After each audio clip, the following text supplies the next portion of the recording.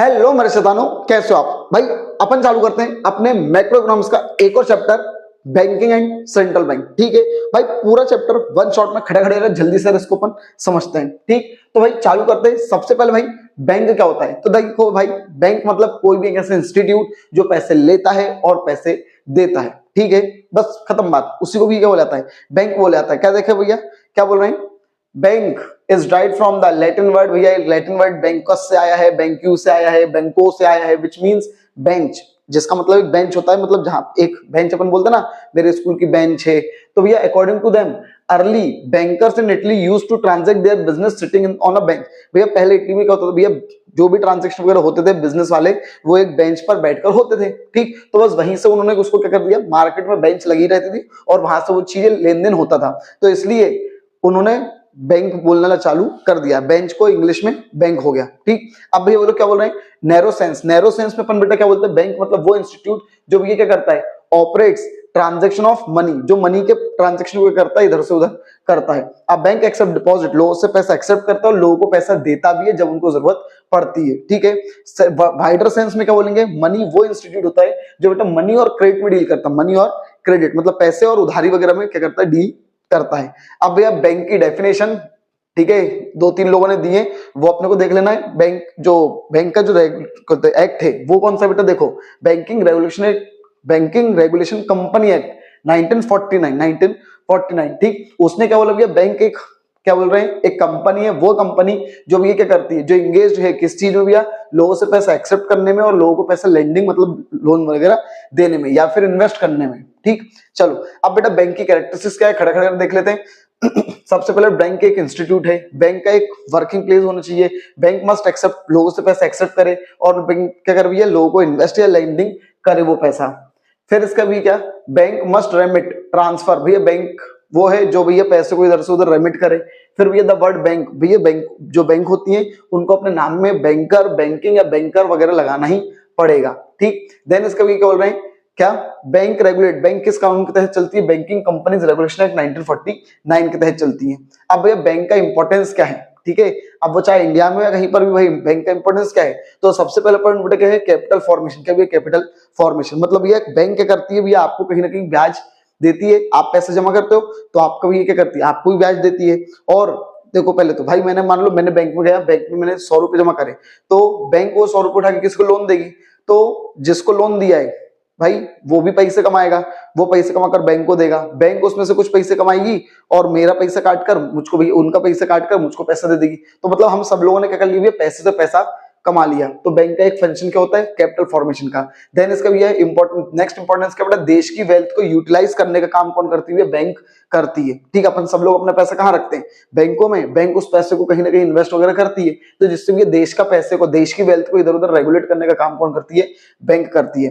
Then इसका बेटा improvement in standard of living, लोगों के स्टैंडर्ड ऑफ लिविंग को बढ़ावा किसने दिया भैया, बैंक ने। ठीक, आज तुम भैया कोई भी चीज चाहिए तुमको भैया, हर चीज 0% फाइनेंस भी मिल जाती है। ठीक है, देन इसकी भी बोल रहे हैं इकोनॉमिक डेवलपमेंट, भैया देश का आर्थिक विकास भी किसके द्वारा हुआ भैया, बैंकों के द्वारा। बैंकों ने एग्रीकल्चर सेक्टर को, इंडस्ट्रियल सेक्टर को, हर सेक्टर को भी जब भी लोन की जरूरत पड़ी है उनको लोन दिया है और उनकी भी तरक्की में क्या करा, योगदान दिया है। देन इसके भी प्रोटेक्शन ऑफ वैल्यूएबल, भैया बैंक आप लोग को क्या देती है, लॉकर फैसिलिटी वगैरह देती है, तो उससे भी आपके जो वैल्यूएबल्स आइटम है, सोना चांदी हीरा मोती जो भी है, वो सब भैया उनको प्रोटेक्शन मिल जाती है। और भी कुछ बैंक के भी फंक्शन, वो इंपॉर्टेंस है ये सारे। ठीक, चलो अब अपन आते भैया बैंक के टाइप कितने होते हैं।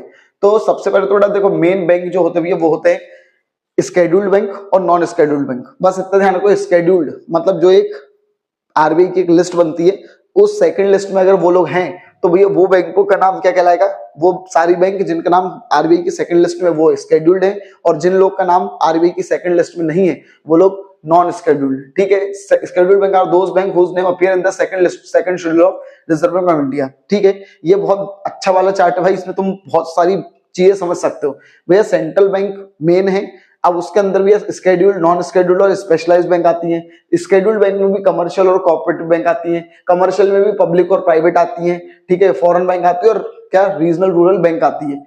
पब्लिक में भी भैया एसबीआई आती है, फिर इसके भी नेशनल, अदर नेशनलाइज्ड बैंक होती है, बैंक ऑफ बड़ौदा, ये सब, और अदर पब्लिक सेक्टर बैंक भी होती है, ठीक है, इंडियन ओवरसीज वगैरह ये सब अपन मान सकते हैं। फिर प्राइवेट बैंक में क्या आती है, ओल्ड प्राइवेट बैंक, बहुत पुरानी प्राइवेट बैंक, और फिर नई नई आजकल जो खुल गई वो वाली। फिर फॉरेन बैंक एक अलग से ही होता है। फिर रीजनल रूरल बैंक, ठीक है। कॉर्पोरेटिव बैंक में state corporative, central corporative, primary agriculture credit ये होता है। फिर नॉन स्केड्यूल्ड में भैया पेड अप कैपिटल जिनकी क्या बोलते हैं 5 लाख से कम रहेंगी, और इंडिजिनस बैंक वगैरह, ठीक है। फिर इसका ये स्पेशलाइज्ड बैंक में अब ये तो बिल्कुल स्पेशल काम करेंगी। डेवलपमेंट बैंक जो सिर्फ डेवलपमेंट के लिए लोन देंगी। Investment bank, industrial bank, land and mortgage bank, exchange bank, EXIM bank और रिटेल बैंक। तो ये सब बैंकों के पूरे टाइप्स यहाँ पे अपन ने एक बार देख लिए, ठीक है। अब भैया ये बैंक की क्या बोलते हैं meaning and definition of commercial bank. Commercial bank क्या होता है, तो सीधी बात भैया कमर्शियल बैंक वो इंस्टीट्यूट होता है जो परफॉर्म करता है किस चीज के फंक्शन, लोगों से पैसा एक्सेप्ट करने का, लोगों को ग्रांट लोन देने का, और उनके पैसे से भी इन्वेस्टमेंट करने का। किस मकसद से, प्रॉफिट कमाने के मकसद से। उस बैंक को क्या बोला जाता है, कमर्शियल बैंक बोला जाता है। वो कमर्शियल बैंक वो बैंक होता है which provide short term financial facility, जो जनता को क्या देता है, शॉर्ट टर्म फाइनेंशियल फैसिलिटी देता है, ठीक। अब ये स्केड्यूल्ड और नॉन स्केड्यूल्ड का डिफरेंस भी एक बार देख लेना बेटा। सबसे पहले पॉइंट मीनिंग, वो भैया मिनिमम पेड अप कैपिटल बेटा कितनी रहती है स्केड्यूल्ड बैंक की, 5 लाख, और इनकी भैया दे does not comply with RBI rule, इनको रूल वगैरह मानने नहीं पड़ते हैं।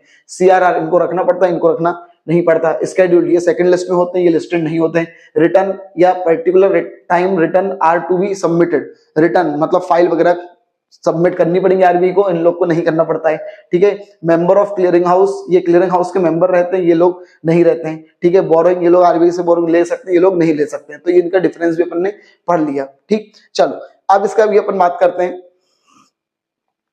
अब अपन बात कर रहे हैं कमर्शियल बैंक की विशेषताएं क्या होती है, वो अपन ने जो पढ़ी थी वो बैंक की विशेषताएं थी। अब ये कमर्शियल बैंक की विशेषता शॉर्ट टर्म लोन देती है, पब्लिक से पैसा डिपॉजिट करवाती है, एक्सेप्ट करती है, और इन्वेस्टमेंट इनकी पॉलिसी रहती है, जो भी पैसा आता है उसको इन्वेस्ट कर देते हैं, ठीक।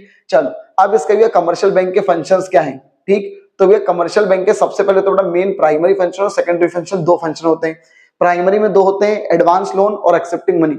ध्यान रखना, मनी के भी ऐसे ही कुछ फंक्शन है, प्राइमरी सेकेंडरी ऐसा ऐसा, ठीक है, लेकिन उसमें अलग है, ठीक। बच्चा कंफ्यूज हो जाता है कई बार, यार बैंक के पूछ रहे वो मनी का पूछ रहे हैं। तो मनी में प्राइमरी फंक्शन क्या है, MM, medium of exchange, measure of value. यहाँ पर ऐसा एमएम वाला कोई सीन नहीं है, ठीक है। पब्लिक से पैसा एक्सेप्ट करती है और पब्लिक को पैसा लोन देती है। और सेकेंडरी फंक्शन में क्या भैया, overdraft facility, discounting bill, general function और एजेंसी फंक्शन। चलो अब अपन बात करते हैं सबसे पहले बेटा पहला प्राइमरी फंक्शन क्या है, पैसा, लोगों से पैसा एक्सेप्ट करना। तो बेटा बैंक का ये सबसे मेन इंपॉर्टेंट काम है, लोगों से पैसे क्या करना, एक्सेप्ट करना। और बैंक कभी भी इसको मना नहीं करेगी, क्यों, क्योंकि बेटा बैंक की मेजर फाइनेंशियल स्ट्रेंथ होती है। किसी भी बैंक के पास जितना ज्यादा पैसा है डिपॉजिट, वो उतनी ही ज्यादा स्ट्रांग है, क्योंकि वो उससे ज्यादा उसको भी ये क्या करेगी, लोन वगैरह देगी और उससे अपना पैसा वगैरह कमाएगी, ठीक। लैंडिंग एंड इन्वेस्टमेंट, भैया बैंक का दूसरा प्राइमरी फंक्शन ये होता है, जो भी पैसा उसके पास डिपॉजिट आए, या तो किसी को लैंड मतलब उधार में दे देगी, ठीक, या तो उस पैसे को कहीं ना कहीं इन्वेस्ट करना चालू कर देगी, ठीक है।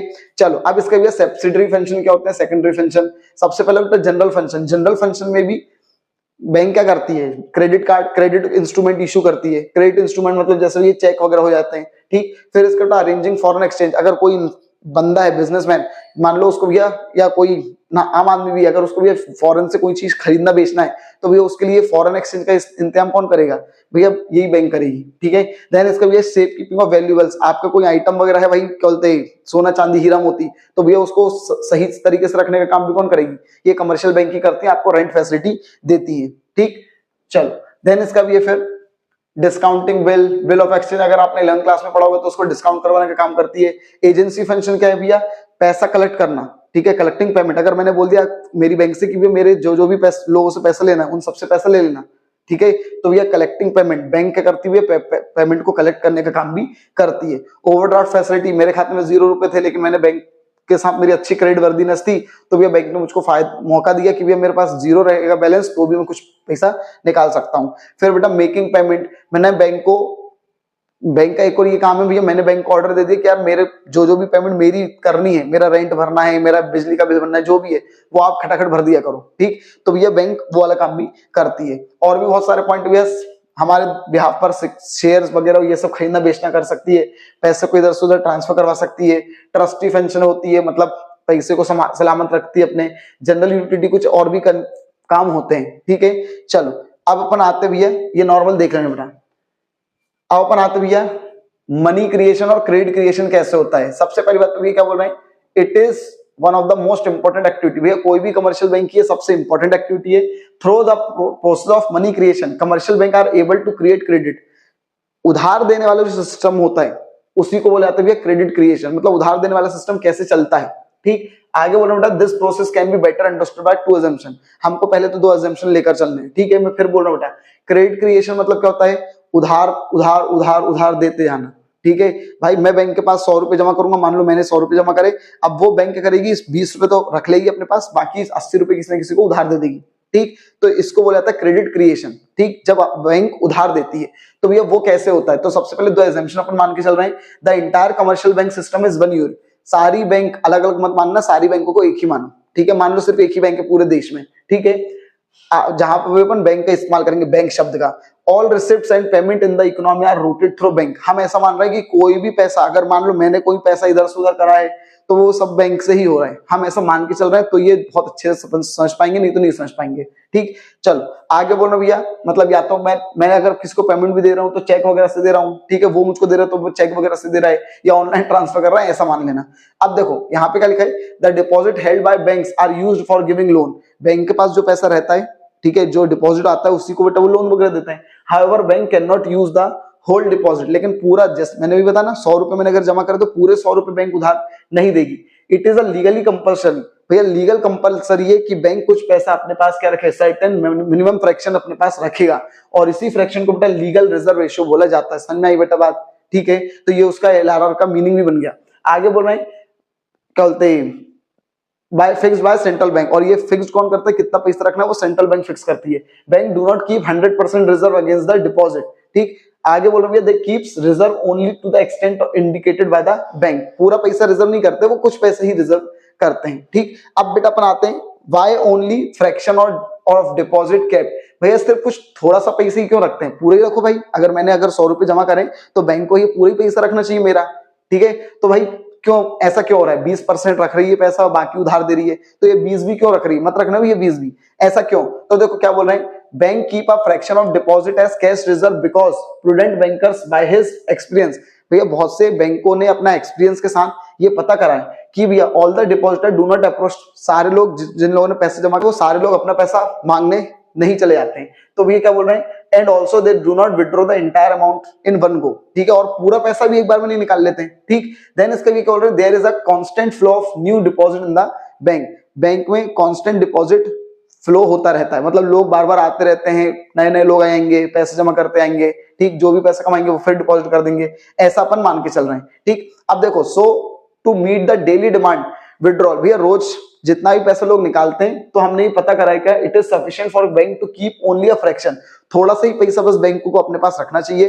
ठीक, क्यों? क्योंकि लोग पूरा पैसा निकालने नहीं आते। इट मींस एक्सपीरियंस के हिसाब से भी यार लोग, उन्होंने बैंकों ने क्या डिसाइड करा है कि 20% कम से कम पैसा डिपॉजिट होना चाहिए। ठीक, then it is needed only keep 20% deposit, LRR के तौर पर भी 20% पैसा रिजर्व होना चाहिए। ठीक, अब बोल रहे हैं बेटा मनी क्रिएशन की प्रोसेस कैसे होती है, वो एक एग्जांपल से समझाना है। ये अपने को ध्यान रखना, ये थोड़ा इंपॉर्टेंट टॉपिक है क्योंकि अपने को एग्जांपल से समझाने के लिए बोल सकते हैं एग्जाम में। ठीक है, कि भी एग्जांपल से समझाओ। तो देखो सबसे पहले हमने माना 1000 रुपए किसी इंसान ने डिपॉजिट करे हैं और एलआरआर 20% है, इसका मतलब वो इंसान बेटा 200 रुपए, मतलब बैंक 200 रुपए रख लेगी, बाकी 800 रुपए किसी न किसी को लोन दे देगी, लैंड कर देगी। आगे बोल रहे हैं सपोज दे लैंड 800 रुपए, bank do not land this money by giving amount in cash. Bank उस किसी इंसान को जब लोन देती तो हाथ में पैसा नहीं देगी, वो उसके खाते में देगी। अब एक मिनट, इसका मतलब कहां गया, आगे लिखा है rather they open the account in the name of the borrower who are free to withdraw the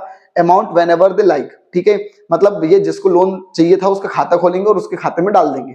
अब एक मिनट, अब क्या होगा भैया, अब बेटा suppose borrower withdraw the entire amount 800 by making payment. भैया जो जिसको लोन चाहिए था, भाई लोन क्यों चाहिए, उसको जरूरत होगी, तो उसने पूरा पैसा विड्रॉ कर लिया। As all the transaction are routed through bank. अब भाई उसने किसी ना किसी जिसको भी उसका उधारी होगी उसको तो दिया होगा ना, तो वो पैसा वापस उस दूसरे बंदे के खाते में क्या होगा, आया होगा। ठीक है, बैंक ने, भाई मान लो मैं हूं, मैंने भैया बैंक में पैसे जमा करा, बैंक ने वो लोन उठाकर किसी ने बी नाम के बंदे को दे दिया, लेकिन वो बी नाम के बंदे ने किसी को लोन, वो किसी को पेमेंट करनी थी सी नाम के बंदे को, तो ये वो सी का जो खाता था वो तो बैंक में ही था ना, उसने किसको पेमेंट करी, सी के खाते में, मतलब सी के खाते में डिपॉजिट आया, पहले मैंने डिपॉजिट करा, अब सी ने डिपॉजिट करा। ठीक है, तो बेटा क्या हुआ, all the transaction rooted through bank, the money sent by the borrower comes bank, वो पैसा वापस किसके खाते में आ गया, बैंक के पास वापस आ गया, ठीक है।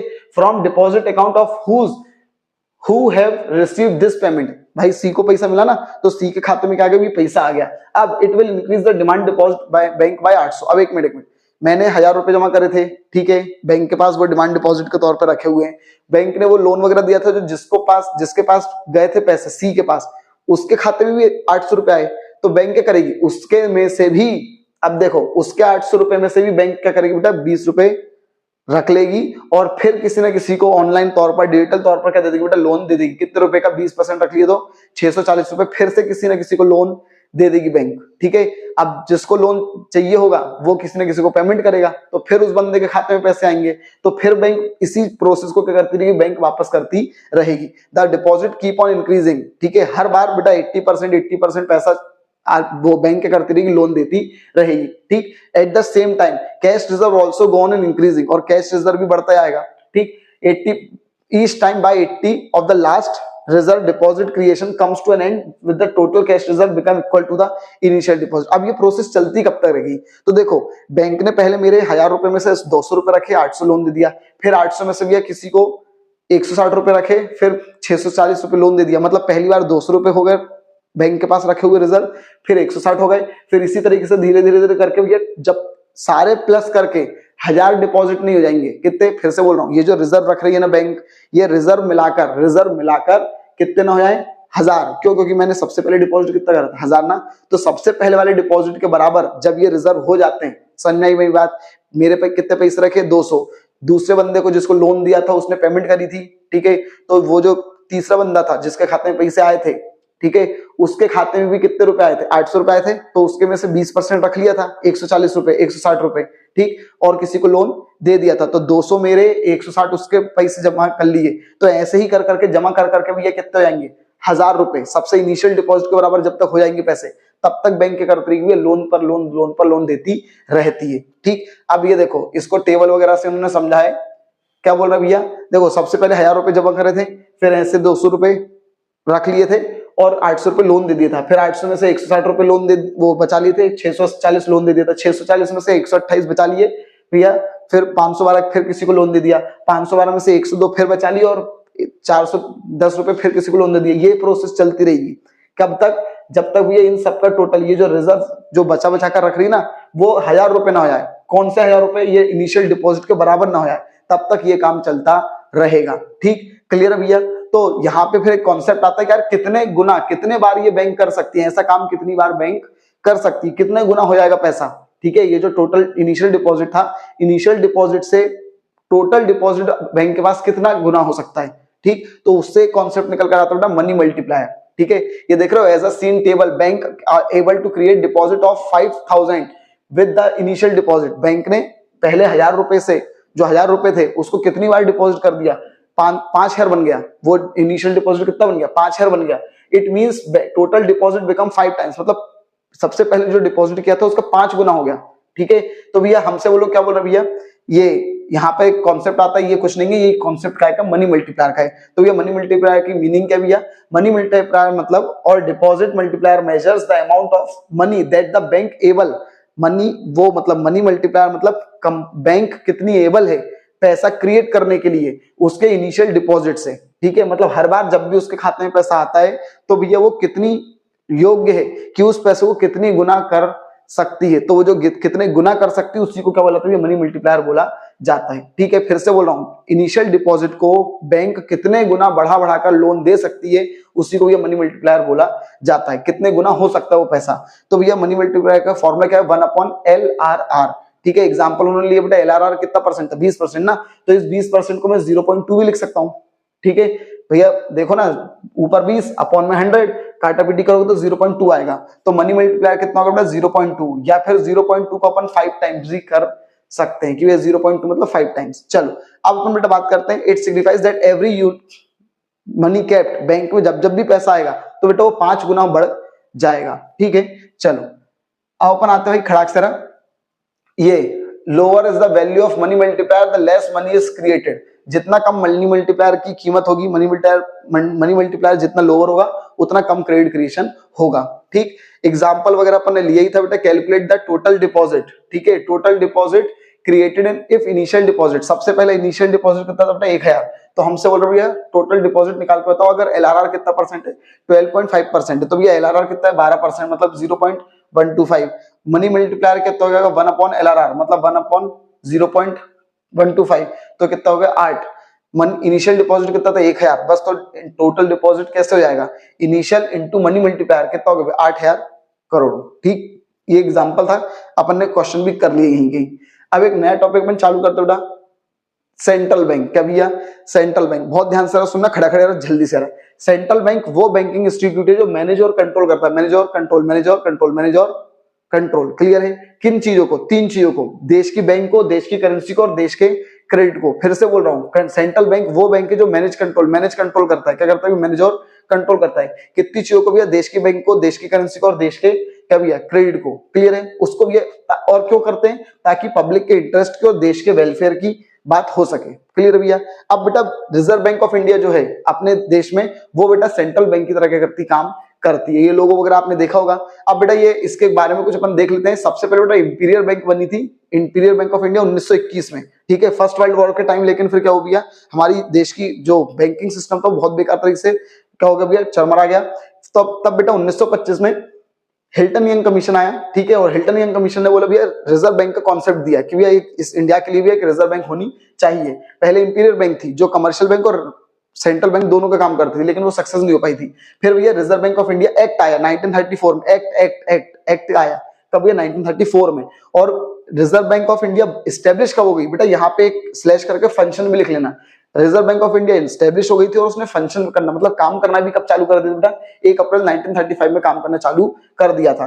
जबकि वो नेशनलाइज कब हुई थी, मतलब सरकार ने उसको अपने कब्जे में कब लिया था, तो बेटा 1 जनवरी 1949। भाई जाहिर सी बात है ना, आजादी मिलने के बाद ही कब्जे में लेगी ना सरकार, ये 1935 में तो हम गुलाम थे भाई। ठीक, चलो अब इसका आरबीआई के मैनेजमेंट में कौन कौन होता है, तो मैनेजमेंट कैसा क्या है, तो बेटा सबसे पहले कैपिटल कितनी है, तो बेटा टोटल 5 करोड़ कैपिटल है, जो कि 5 लाख शेयर में डिवाइड, और एक शेयर कितने का 100, जो कि सारे के सारे किसने खरीदी है, सरकार ने। फिर इसका बेटा ऑफिस, हेड ऑफिस बेटा कहाँ है, मुंबई में, और बाकी जोनल ऑफिस अलग अलग जगहों पे, न्यू दिल्ली, कोलकाता, मुंबई, चेन्नई।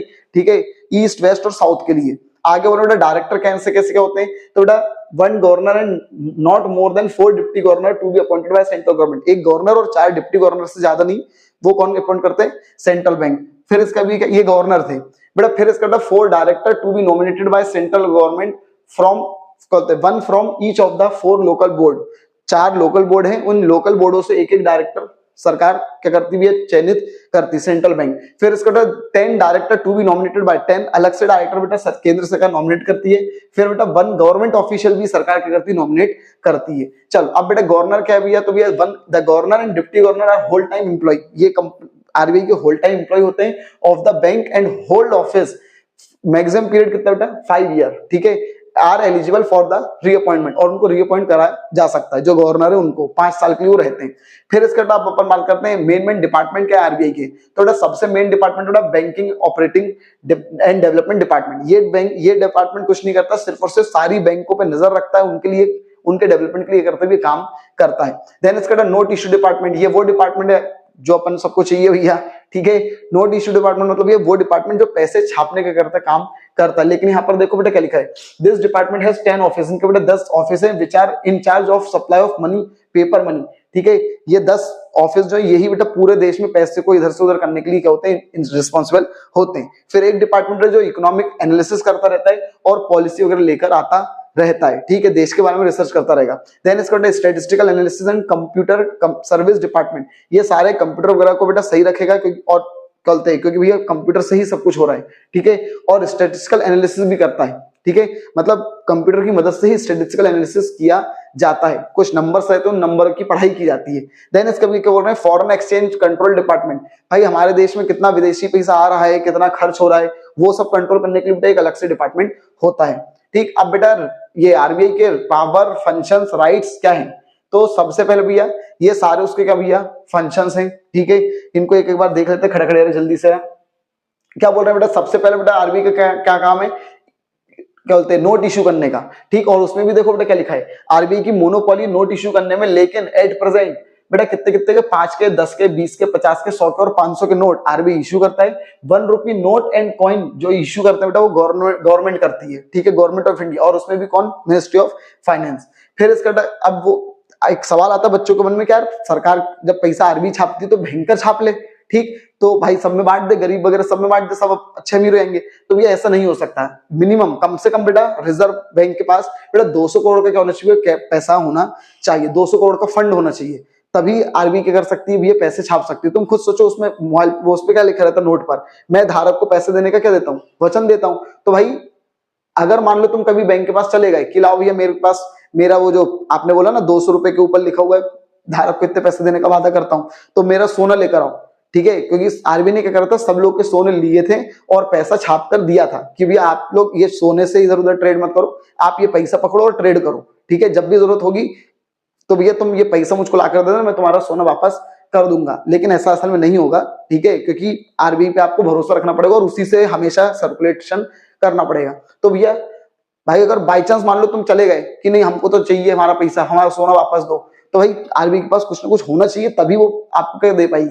समझ लो भैया, आप उसकी जो बात लिखी हुई है ना, मैं धारक को इतने पैसे देने का वादा करता हूं, उस पर आप भरोसा क्यों कर रहे हो, क्यों, क्योंकि जितना पैसा आपके पास है 200 रुपए मान लो, तो उतने का सोना आरबीआई के पास रखा होगा, ठीक है, तो उतना ही ध्यान रखना, उतना ही पैसा आरबीआई छाप सकती है जितना भैया उनके पास सोना कुछ ना कुछ रखा होगा।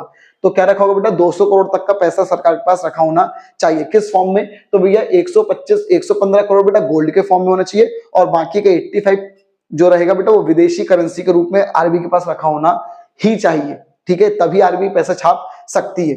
अब बेटा आरबीआई का एक और काम क्या बेटा, क्रेडिट को कंट्रोल करना। देखो क्रेडिट क्रिएशन कौन करता है, ये कमर्शियल बैंक वगैरह करती है, लेकिन उस पर नियंत्रण रखने का काम कौन करता है बेटा, आरबीआई करती है। ज्यादा लोन तो नहीं दे रहे हैं, कम लोन तो नहीं दे रहे हैं, ये सब चेक करने का काम कौन करता है, आरबीआई, ठीक। देन इसका बेटा बैंकर्स टू गवर्नमेंट, बेटा आरबीआई का एक और फंक्शन क्या है बेटा, ये गवर्नमेंट की बैंक है। किसकी बैंक है, गवर्नमेंट की। जब जब भी ये गवर्नमेंट को जरूरत पड़ी है, चाहे वो एडवाइस हो या कुछ भी चीज हो, इसने भी वो वाला काम किया है, ठीक। बेटा बैंकर्स टू बैंक, बेटा जितनी भी बैंक है उन सबकी एपेक्स बैंक, मतलब सबसे बड़ा पापा अगर अपन बोले तो भैया सारी बैंकों का पापा कौन है भैया, आरबीआई, और उसने पापा होने का पूरा बकायदा क्या निभाया भैया, फर्ज निभाया है, ठीक। उनके लिए टाइम टू टाइम पॉलिसी बनाना, उनके ऊपर इंस्पेक्शन रखना, चेक करना, कंट्रोल करना, सब कुछ उन्होंने करा है। अब बेटा इसमें क्या लिखा है, बैंक ने बेटा कुछ और भी फंक्शन करे हैं, जैसे बेटा कस्टोडियन ऑफ कैश रिजर्व, आप लोग के कैश को रिजर्व करने के संभालने का काम किसने कर दिया, रिजर्व बैंक ऑफ इंडिया ने किया है। बेटा लेंडर ऑफ लास्ट रिजॉर्ट, बेटा आरबीआई क्या है, सबसे आखिरी उम्मीद है लोन वाली, ठीक है, लोन की सबसे आखिरी उम्मीद। भाई अपन लोग को लोन चाहिए तो अपन कमर्शियल बैंक के पास जाते हैं, कमर्शियल बैंक को चाहिए होगा कहाँ आएगा, आरबीआई के पास, तो आरबीआई सबसे लेंडर ऑफ लास्ट, सबसे आखिरी उम्मीद है, ठीक। क्लियरिंग हाउस फंक्शन बेटा मतलब क्या होता है, भाई मान लो मेरा खाता क्या बोलते हैं बैंक ऑफ बड़ौदा में है, ठीक है, तुम्हारा खाता भैया कैनरा बैंक में है, ठीक, तुमने भैया मुझको पेमेंट करी चेक से, तो मैं क्या करूंगा, मैं तो डिपॉजिट कहाँ करूंगा, बैंक ऑफ बड़ौदा में ना, लेकिन चेक तो किसका था, कैनरा बैंक का, तो कैनरा बैंक का और बैंक ऑफ बड़ौदा का दोनों का खाता किसके पास होगा, आरबीआई के पास।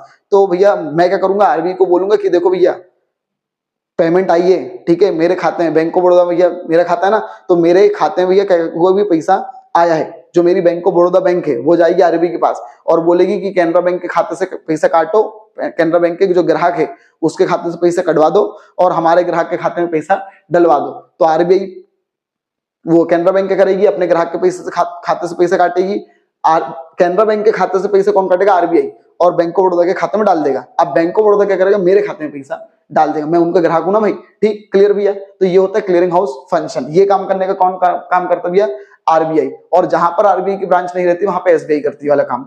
फिर इसका लोग क्या बोल रहे हैं, regulation and control of banking system, सारे बैंकिंग सिस्टम को कंट्रोल करने का और रेगुलेट करने का काम भी ये कौन करती है, आरबीआई ही करती है, ठीक। चलो अब इसका भी बस थोड़ा बहुत बचा हुआ है। सबसे पहले बेटा प्रोहिबिटेड फंक्शन, मतलब आरबीआई ये काम नहीं कर सकती, क्या क्या नहीं कर सकती बेटा, ये ट्रेड में एंगेज नहीं हो सकती है, ये शेयर डिवेंचर वगैरह खरीद नहीं सकती है दूसरे देश मतलब बैंकों के, it can not advance, loan वगैरह नहीं देगी, ये गिरवी रखकर कोई चीज लोन वगैरह नहीं देगी जनता को। फिर बेटा it can not become the owner of immovable property, जो प्रॉपर्टी इमूवेबल है मतलब लैंड बिल्डिंग वगैरह उनकी मालिक नहीं बन सकती। हाँ लेकिन अगर खुद के क्वार्टर वगैरह खोलने हैं, ऑफिस खोलना है, ठीक है, तो ये ले सकती है, ठीक। आगे भी ये लोग क्या बोल रहे हैं, it can not make loan और एडवांस, लोन वगैरह नहीं दे सकती है, अभी अपन ने पढ़ा था, एक्सेप्ट बिल्स पेबल वगैरह एक्सेप्ट नहीं कर सकती है, लो इंटरेस्ट ऑन डिपॉजिट नहीं दे सकती करंट अकाउंट वगैरह पर। अब बेटा देखो ये ऊपर जो अपन ने पढ़े वो पढ़े थे क्या बोलते प्रोहिबिटेड फंक्शन, आरबीआई ये कर नहीं सकती, और अब ये अपन पढ़ रहे हैं फेलियर, आरबीआई ये कर नहीं पाई, ठीक है, क्या नहीं कर पाई बेटा? It has failed to control inflation, महंगाई को रोक नहीं पाई। It has failed to stabilise, हमारे जो विदेशी वैल्यू हमारे पैसे की, $1 कितने का हो गया? 80 का हो गया। कहाँ पहले ₹1 का बराबर होता था, तो भैया उसको ये कंट्रोल नहीं कर पाई। But RBI has not been able to in successful organising and coordinating money market को अच्छे तरीके से कंट्रोल नहीं कर पाई। It has failed to supervise properly, credit agency को ये प्रॉपर तरीके से सुपरवाइज नहीं कर पाई। तो ये कुछ इसके फेलियर से ये वाला काम ये आरबीआई नहीं कर पाई। ठीक, पढ़ लेने के बाद नॉर्मल है। अब बेटा आरबीआई के क्या क्या अचीवमेंट्स हैं, तो भी आरबीआई ने क्या पा लिया? सबसे पहले तो बेटा वो गवर्नमेंट की बैंक अच्छे तरीके से बनकर उसने दिखा दिया। ठीक है, गवर्नमेंट को जब जब भी जो भी जरूरत है, जहां पे भी पैसा इधर उधर करना है, सब आरबीआई करती है। ठीक, देन इसका बेटा क्या? बेटा बैंक ने बैंकिंग सेक्टर में स्टेबिलिटी लाने का भी सेंट्रल बैंक ने क्या कर दिया? काम करके दिखा दिया। फिर इसका बेटा बैंकिंग रेगुलेशन एक्ट 1949 को इंप्लीमेंट करके आरबीआई ने क्या कर दिया? बहुत अच्छे से दिखा दिया। उसको लागू करवाने का काम बैंकों के ऊपर उनको इंप्लीमेंट करवाने का काम भी आरबीआई ने करा है बहुत बेहतर तरीके से। ठीक, मानना पड़ेगा फिर उस चीज को। भैया क्रेडिट क्रिएशन, वो क्रेडिट कंट्रोल पर भी ये क्या करा? आरबीआई ने बहुत अच्छे से कहीं ना कहीं कंट्रोल करके रखा हुआ है। ठीक है, नहीं तो अभी हमारा देश भी बहुत से ऐसे देशों के जैसा हो जाता कि बिल्कुल कंगाली की कगार पर जाता। ठीक बेटा, फाइनेंसिंग फॉर 5 ईयर प्लान, जो 5 ईयर प्लान पहले हमारे देश में बनते थे, उनको पैसा देने का काम कौन करती थी? भैया आरबीआई, वो उसने अचीव कर लिया। ठीक, रेगुलेशन ऑफ डेफिसिट फाइनेंसिंग को भी उसने प्रॉपर तरीके से क्या कर दिया? काम किया उस पर। अब बेटा सेंट्रल बैंक और कमर्शियल बैंक में डिफरेंस, इंपॉर्टेंट टॉपिक है थोड़ा सा। नोट इश्यू कर सकते हैं, ये नहीं कर सकते। स्टेटस, इनका कंट्रोलिंग बैंक है और ये कंट्रोल हो रहे हैं, ऐसा बैंक है। फिर बेटा रिलेशन, इनका पब्लिक के साथ डायरेक्ट रिलेशन नहीं होता, इनका होता है। इंटरेस्ट, जब डिपॉजिट अगर नहीं करते हैं तो लोन इंटरेस्ट भी नहीं देंगे, ये देंगे बेटा, मतलब पब्लिक को नहीं देते हैं। फिर ग्रांटिंग लोन, ये लोन किसको देते हैं? या तो गवर्नमेंट को देंगे या सेंट्रल वो कमर्शियल बैंक को देंगे। और ये किसको देते हैं? पब्लिक को देते हैं लोन। मोटिव, इनका मेन मकसद क्या है? देश को वेलफेयर करवाना। ठीक है, इनका मेन मकसद है प्रॉफिट कमाना। फिर बेटा गवर्नमेंट का ट्रांजैक्शन इससे होता है, इससे नहीं होता है। ठीक है, क्लियरिंग हाउस का फंक्शन ये लोग करते हैं, ये लोग नहीं करते हैं। ठीक, चलो अब अपन एक मोस्ट इंपोर्टेंट टॉपिक पढ़ते हैं। अभी अपन ने देखो क्या पढ़ा था कि भैया जो आरबीआई है वही क्रेडिट को कंट्रोल करती है, वही क्रेडिट को क्या करती है? कंट्रोल करती है। मतलब ज्यादा क्रेडिट तो नहीं हो रहा है, कम तो नहीं हो रहा है, वो सब कौन कंट्रोल करता है? आरबीआई। लेकिन किन चीजों के माध्यम से? तो बेटा कुछ इंस्ट्रूमेंट है जिनके माध्यम से बेटा आरबीआई ये वाला काम करती है। एक है क्वालिटेटिव, ठीक है, क्वालिटेटिव, और एक है क्वांटिटेटिव। ये दो प्रकार के इंस्ट्रूमेंट है। अब क्वांटिटेटिव में भी 3-4 आते हैं, bank rate, open market operation, repo rate, reverse repo rate, cash reserve, स्टेटरी liquid ratio.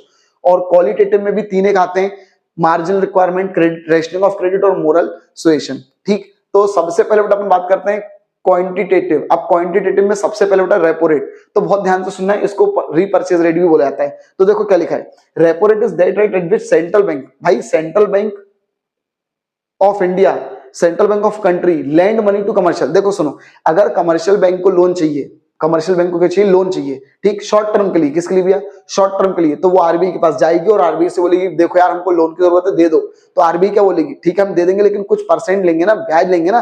तो भैया कितना ब्याज लेगी आरबीआई, कितने रेट पर? उस रेट को ही क्या बोला जाता है? रेपो रेट बोला जाता है। यहां तक भी बात क्लियर है? ठीक है, शॉर्ट टर्म के लिए बेटा लेती है कौन? Commercial bank. ठीक, the central bank advance loan against approved security और एलिजिबल बिल्स ऑफ एक्सचेंज। लेकिन बेटा आरबीआई वगैरह क्या करेगी? बेटा आरबीआई उनसे बोलेगी कुछ ना कुछ सिक्योरिटी वगैरह हमारे पास गिरवी रखो। ठीक, आगे बोल रहे हैं increase in repo rate, commercial bank क्या? Commercial bank to increase the lending rate. अब देखो एक बार मैं यहाँ पे तुमको सब समझा देता हूँ। पहले तो रेपो रेट वगैरह समझ लिया। ठीक, अब मैं इनका इंक्रीज कब होगा, डिक्रीज कब होगा, वो सब में भी एक बार मैं तुमको समझाऊंगा। फिर बेटा अपन बैंक रेट की बात करते हैं। बैंक रेट मतलब बेटा bank rate is that rate at which central bank of India, मतलब country, lend money to commercial bank. यार ये तो सेम वही चीज होगी, बस ये देखो क्या लिखा है, लॉन्ग टर्म नीड के लिए। अगर उनको क्या बोलते हैं जरूरत है, किनको भी कमर्शियल बैंकों को जरूरत है पैसे की, तो वो जाएंगे आरबीआई के पास और लोन लेंगे। लेकिन किसके लिए चाहिए उनको? लॉन्ग टर्म के लिए थोड़े से क्या चाहिए? पैसा चाहिए। तो फिर वो ब्याज लेंगे, लेकिन वो ब्याज जो रहेगा, जो रेट रहेगा, उसी रेट को क्या बोलेंगे? बैंक रेट या फिर डिस्काउंट रेट। ठीक है, आगे भी क्या बोल रहे हैं? RBI has been actively using bank rate, credit control करने के लिए बेटा आरबीआई इसका क्या करती है? अच्छे से इस्तेमाल करती है। अब इंक्रीज कब होगा, डिक्रीज कब होगा, वो अभी मैं आप लोग को बताऊंगा। अब इसका भी अपन बात करते हैं बैंक रेट और रेपो रेट में डिफरेंस। तो सबसे पहले बेटा collateral security, bank rate related to the loan giving by the RBI to the commercial bank without, bank rate में भी कोई सिक्योरिटी नहीं होती है। जबकि बेटा इसमें क्या लिखा? नॉट विदाउट, मतलब इसमें सिक्योरिटी चाहिए आरबीआई को। ठीक है, किसमें? रेपो रेट में।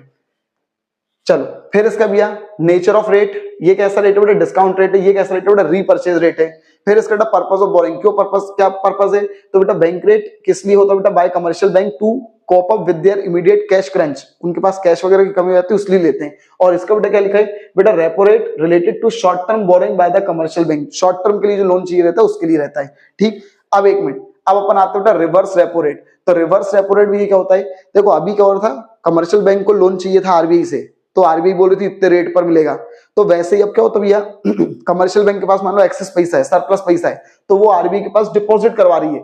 तो अब जब डिपॉजिट करवा रही है तो आरबीआई को क्या लेना पड़ेगा, आरबीआई को क्या देना पड़ेगा, इंटरेस्ट देना पड़ेगा, लेकिन किसी रेट पर। तो जितने रेट पर वो पैसा कमर्शियल बैंक आरबीआई के पास रखती है तो उसी को बेटा क्या बोला जाता है, रिवर्स रेपो रेट बोला जाता है। ठीक, अब बेटा लीगल रिक्वायरमेंट, तो बेटा ये तो अपन बहुत अच्छे से भी पढ़ चुके हैं। ठीक है, वेरिएबल रिवर्स रेशियो मेथड भी इसको बोला जाता है, ये अभी अपन याद है पढ़ लिया था अपन ने भाई। अगर कोई बंदा पैसा बैंक के पास डिपॉजिट करता है तो कुछ पैसा आरबीआई कमर्शियल बैंकों को अपने पास रखना पड़ता है। ठीक है, तो उसी को एलआरआर बोलते थे। अब एलआरआर में दो है बेटा, एक है बेटा सीआरआर और एक है बेटा एसएलआर। तो देखो सीआरआर मतलब cash reserve ratio, cash reserve ratio, लेकिन मैंने इसको कैसे याद रखा था, कैश रखो आरबीआई के पास, मैंने ऐसे याद करा था। ठीक है, और स्टेटरी लिक्विड रेशियो मतलब भैया क्या, ऐसे स्टेटरी ऐसे सेल्फ, खुद के पास रखो पैसा। अब असल में होता क्या, देखो सुनो, मान लो भैया कोई बंदा है जिसने कमर्शियल बैंक के पास 1,000 रुपए डिपॉजिट करवाया, तो बेटा क्या होगा, टोटल मिलाकर अपन ने पढ़ा ना, एलआरआर अपन ने माना 20%, तो मतलब बैंक अपने पास कुछ पैसा अपने पास रखना पड़ेगा, उसमें से कुछ पैसा बैंकों को आरबीआई को देना पड़ता है। ठीक है, क्योंकि भाई अगर मान लो कमर्शियल बैंक भग गई तो लोग पैसे किससे मांगेंगे, प्लीज आरबीआई दे दो हमको हमारा पैसा, तो आरबीआई के पास कुछ पैसा होता है। ठीक है, तो सुनो मेरी बात, मैं फिर से बोल रहा हूँ भैया, मान लो मैंने बैंक के पास 1,000 रुपए जमा करवाए, तो बेटा बैंक क्या करेगी, कुछ पैसे तो खुद के पास रखेगी, कुछ पैसे तो खुद के पास रखेगी, सारा पैसा लोन नहीं देगी, और कुछ पैसा उठाकर आरबीआई के पास भी रखना उसको पड़ेगा। ठीक, और फिर जो पैसा बच गया, 80 रुपए जो बच गए, 800 रुपए जो बच गए, वो फिर लोन पर चढ़ा देगी। ठीक है, तो जो पैसा, जितना रेट, जितना परसेंट आरबीआई के पास रखना पड़ता है वो होता है सीआरआर, और जितना परसेंट कमर्शियल बैंकों को खुद के पास रखना पड़ता है उसको बेटा बोला जाता है एसएलआर। समझ में आई मेरी बात, फिर से बोल रहा हूं बेटा, वो रेट, कितना परसेंट पैसा कमर्शियल बैंक खुद के पास रखेगी, कमर्शियल बैंक खुद के पास रखेगी जो डिपॉजिट आया उसमें से, वो है एसएलआर, और वो कुछ परसेंट जो उनको आरबीआई को भी देना पड़ेगा रखने के लिए, ठीक है, सुरक्षित, तो उसको बोला जाता है बेटा सीआरआर।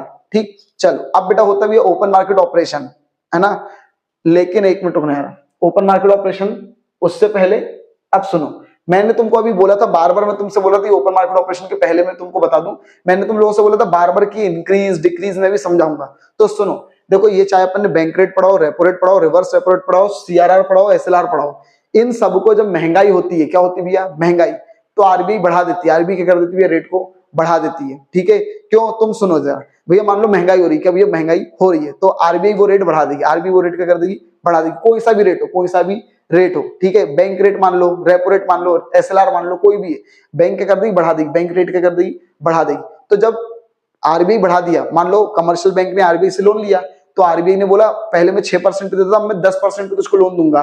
ठीक है, तो कमर्शियल बैंक तुमको कितने में लोन देगी, भाई कमर्शियल बैंक भी तो तुमको थोड़े ज्यादा में लोन देगी ना, बोलेगी 12%, भाई तुम आम जनता हो, तुमको लोन चाहिए, तुम कहाँ होगे, कमर्शियल बैंक के पास, तो कमर्शियल बैंक बोलेगी यार देखो मैं खुद 10% के लेकर आई हूँ, मैं तुमको भी 12% लोन दूंगी। समझ में ही बात, तो एक मिनट, तुम लोगे क्या, पहले तुमको वही लोन 8% पे मिल जाता था।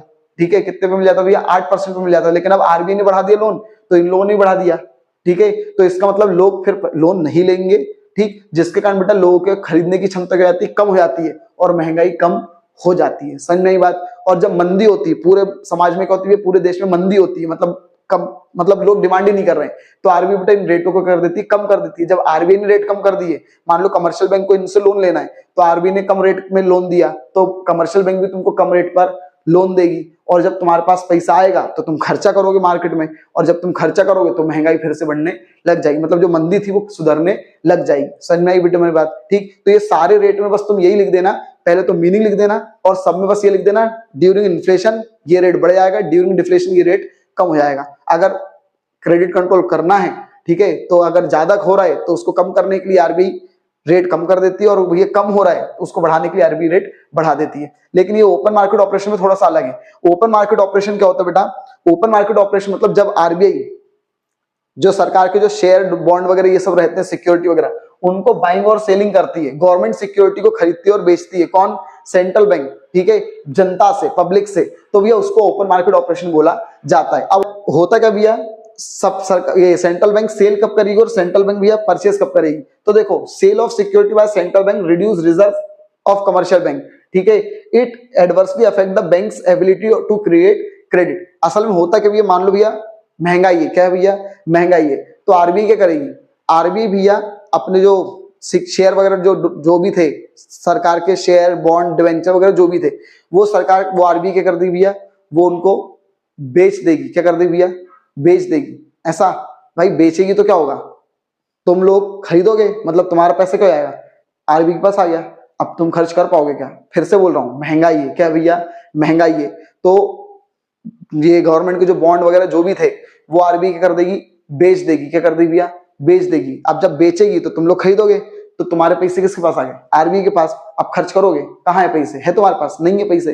तो भैया जब महंगाई होती है तो आरबीआई सिक्योरिटियों को बेचती है, और जब मंदी होती है तो खरीद लेती है। क्या कर लेती भैया?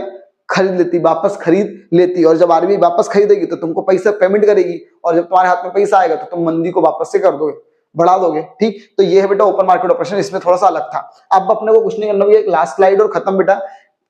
क्वांटिटेटिव, ठीक है, सॉरी क्वालिटेटिव। क्वालिटेटिव में बेटा सबसे पहले मार्जिन रिक्वायरमेंट। देखो मार्जिन रिक्वायरमेंट मतलब क्या होता है, सुनना है रहा भाई। मान लो तुमको 2 लाख रुपए का लोन चाहिए, तो तुमको कोई ना कोई चीज गिरवी रखनी पड़ेगी। कितने रुपए की? ध्यान रखना, वो 2 लाख से तो ज्यादा ही होगी। मान लो 3 लाख की। कितने की भैया? 3 लाख की चीज तुमको गिरवी रखनी पड़ेगी। अब 1 मिनट, मतलब 1 लाख का डिफरेंस है, तो जो डिफरेंस है बेटा उसी को बोला था मार्जिन रिक्वायरमेंट। समझ में आई बात? तुमको जितना लोन चाहिए और जितने की चीज तुम गिरवी रख रहे हो, उसके डिफरेंस को मार्जिन रिक्वायरमेंट बोला जाता है। अब होता क्या है, आरबीआई को अगर क्रेडिट को कंट्रोल करना है तो आरबीआई बेटा इस मार्जिन को बढ़ा देती है। मतलब अब आरबीआई कमर्शियल बैंकों से बोलती है अगर किसी भी को भी लोन देना है, तो अगर 2 लाख रुपए का लोन दे रहे हो तो 5 लाख रुपए की चीज गिरवी रखवाओ। मतलब कितने का डिफरेंस है? 3 लाख का। तो भाई तुम लोन लोगे क्या? नहीं लोगे। समझ में आई बात? तो महंगाई होती है तो मार्जिन रिक्वायरमेंट बढ़ जाता है, मंदी चलती तो मार्जिन रिक्वायरमेंट को कम कर दिया जाता है। बेटा मोरल सुएशन मतलब क्या होता है? बेटा ये दो चीजों का कॉम्बिनेशन है। परसुएशन मतलब मनाना, और प्रेशर मतलब मान जाओ, दोनों। ठीक है, इन दोनों का कॉम्बिनेशन है। ठीक, तो बैंक क्या करती, पहले तो आपको मनाती, ये क्या बोलते, नोट्स देगी, मेमो देगी कि यार भाई प्लीज यार, ठीक है, तुम लोग मत करो मत करो। आपको एडवाइस देगी, सजेशन देगी कि यार मत करो, आप लोग इन लोग को लोन मत दो। ठीक है, लेकिन अगर कमर्शियल बैंक तब भी नहीं मानती है तो फिर बेटा आरबीआई प्रेशर जमाती है, बोल लेटर वगैरह भेजती है, स्पीच देती है कि भैया अगर ऐसा अभी भी तुमने करा तो हम लाइसेंस छीन लेंगे तुम्हारा। एक लास्ट बेटा सिलेक्टिव क्रेडिट कंट्रोल। इसमें बेटा आरबीआई करती है, कमर्शियल बैंकों को बोलती है आप कुछ पर्टिकुलर सेक्टर को लोन दो, इन पर्टिकुलर सेक्टर को लोन मत दो। क्लियर भैया? ये होता है सिलेक्टिव क्रेडिट कंट्रोल। ध्यान रखना, ये बहुत इंपॉर्टेंट टॉपिक था कि आरबीआई किस तरीके से क्रेडिट को कंट्रोल करती है, या फिर इन्फ्लेशन डिफ्लेशन को कैसे कंट्रोल करती है, और यही आंसर है एक्सेस डिमांड और डेफिसिट डिमांड को कैसे कंट्रोल करती है। तो ये बहुत इंपॉर्टेंट टॉपिक था भाई। आई होप भाई मैंने आप लोग को प्रॉपर तरीके से पूरे चैप्टर को समझाया होगा। आप लोग को बहुत प्रॉपर तरीके से भाई चीजें समझ में आ गई होंगी। ठीक है, हो सकता है भाई आपकी उम्मीद पे मैं खरा उतरा हूं। तो अगर भाई ऐसा है तो प्लीज भाई चैनल को सपोर्ट करा करो भाई, चैनल को भाई सब्सक्राइब करो, और ज्यादा लोगों तक भी शेयर करो, ताकि हम और ज्यादा लोगों तक भी कहाँ हो सके पहुंच सकें। ठीक है भाई, आपका प्यार आपका सपोर्ट बने रहना चाहिए, ठीक, ताकि हमको मुझे मोटिवेशन मिलता रहे। Thank you.